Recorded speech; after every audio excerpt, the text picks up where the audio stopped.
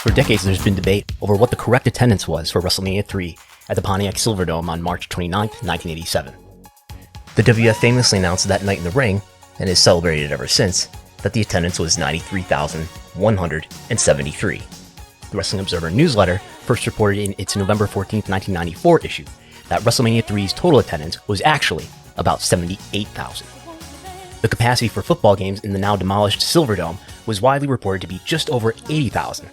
So it raises the question, given that 1, Wrestlemania III was at least close to sold out, and 2, that there were thousands of fans on the field, 2 assumptions that are less controversial, how was it that the attendance was not well over 80,000? A few years ago, I had a short discussion with Observer editor Dave Meltzer, who said that venues often had exaggerated capacities, which would explain why the attendance of Wrestlemania III wasn't well over 80,000. So even for Detroit Lions games, seemingly, the real capacity would have been well under 80,000. The capacity of the Silverdome for football emerged then to me as the key issue underpinning WrestleMania III's legendary and controversial attendance. In addition to that, AEW All In's attendance on Sunday is threatening to break the record for the highest verifiable non-North Korea attendance in pro wrestling history. Yet there isn't a consensus about what the record is that they're chasing. This inspired me to try to verify whether the Silverdome's capacity was exaggerated and was in fact a lot lower than 80,000. But is that possible? Well, based on photos of WrestleMania III, I estimated that there were about 6,120 attendees on the floor. Assuming the bowl level seating, that is the fixed seating used for football games, assuming that was close to capacity for WrestleMania III, and that there were about 6,120 attendees seated on the field, for 78,000 to be the correct total attendance means that the football capacity for the Silverdome on that day must have been about 72,000. But how can you verify that? Unfortunately, you can't go to the Silverdome today and physically count the seats. The venue was demolished in 2017. Since 2021, a robotic Amazon fulfillment center now stands as the site where Hulk Hogan slammed Andre the Giant. But there are a lot of images, even drone footage of the Silverdome after the roof came down, but before it was imploded, and while most of the seats were still in place. So I took on the tedious task of looking over those images and counting the seats. To be clear, I didn't manage to find a countable image for every section in the stadium, but I did count every what you might call section shape in the symmetrical Silverdome and extrapolated. After counting and estimating seats visible from photos of the empty Silverdome, it's evident the football capacity of the Silverdome at the end of its lifetime was at least close to the stated official capacity of about 80,000. I estimated 77,413 seats across the 3 bowl levels, not including suites or wheelchair seating.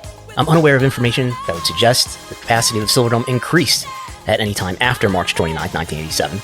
And to the contrary, it seems capacity slightly decreased over time. Earlier published capacities, including in the New York Times in 1987, the Detroit Free Press in 1986, the Chicago Tribune in 1985, and the LA Times also in 1985, put the venue's seating for football at 80,638. Later, the capacity was listed on the Silverdome's official website in 2003 as 80,325, slightly lower. But even if the Silverdome's football capacity was upwards of 80,000, how do we know that WrestleMania III was really sold out? There's at least one compelling reason to believe nearly all tickets to WrestleMania III that could have been distributed were distributed, whether they were sold or comped. WWF executive Basil DeVito was quoted 3 days before the event, discouraging people from going to WrestleMania III if they didn't already have tickets. "I'm just afraid we'll have people showing up Sunday looking for tickets," he told the Lansing State Journal on March 26, 1987. Although DeVito's later claims that the event sold 90,000 tickets lacks independent support, it would be against the WWF's interest to discourage fans from buying tickets in the days before WrestleMania III, unless the supply of tickets were truly near zero. Based on my estimate, it seems likely the football capacity of the Silverdome on the day of WrestleMania III was close to the official capacity at the time, which is 80,638. That number likely includes suites. In 2003, the Silverdome's website said suites could hold 1,246 attendees, which is perhaps more than the Silverdome's suite capacity in 1987, as venues often increase suite capacity over time. In the interest of being charitable to the notion that the attendance was less than 80,000 though, if we assume any suites were completely empty, then the venue capacity, not including those on the field, was 79,392. Based on DeVito discouraging walk-up attendees, virtually all tickets were likely distributed, but it's reasonable to assume the event was not exactly at 100% capacity. We should account for no-shows for one thing, and at least today configurations for wrestling events aren't finalized until late in the game, and a small number of tickets are often released close to showtime. Unlike a modern WrestleMania, though, there weren't thousands of seats blocked off for the entrance stage, because there wasn't a stage. Photos indicate production kills were few, so it may be fair to estimate the available football seating that day was filled to about 99% of capacity. Therefore, without any suite attendees, the football seating for WrestleMania III was probably close to 78,598, which is just 99% of 79,392.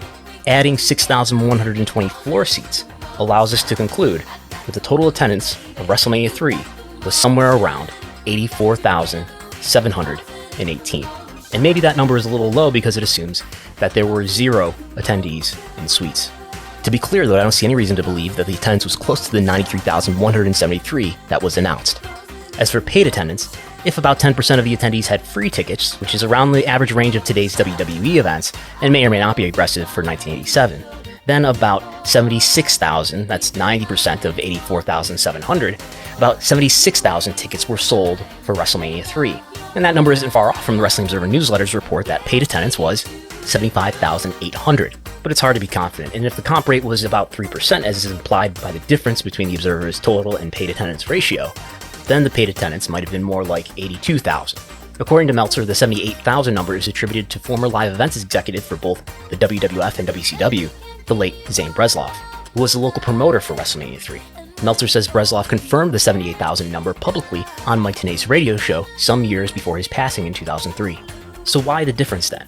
I don't believe Meltzer is trying to deceive anyone, and it stands to reason that Breslov would be in as good a position as anyone to know the true attendance of the event. But the 78,000 report seems to rely on the notion that the football capacity of the Silverdome was closer to 72,000 than 80,000, an assertion that contradicts visual evidence and the notion that the capacity of a major sports venue is apt to be lower, not higher, in 2017 versus 1987. Was something overlooked by Meltzer or Breslov in looking at records related to WrestleMania III? Or maybe I made a mistake in my count of seats in the Silverdome. Fortunately, my study is repeatable, and I encourage others to look at the images and find other images to try to replicate my research and see if they can come up with similar or significantly different results.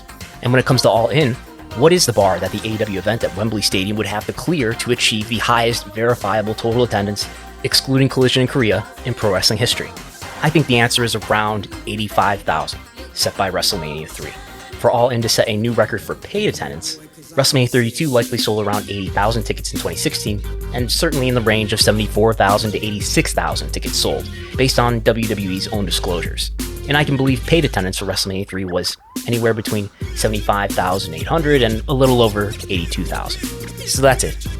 Have I solved one of the great wrestling controversies once and for all?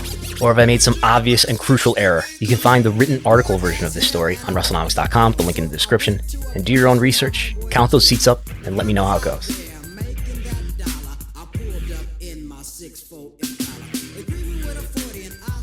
In addition to that, just a little bit more color of WrestleMania, we were proud to set our attendance record of over 100,000, which includes, by the way, ushers and ticket takers and all of that. It wasn't 101,000 paid, but nonetheless, it was a record for us.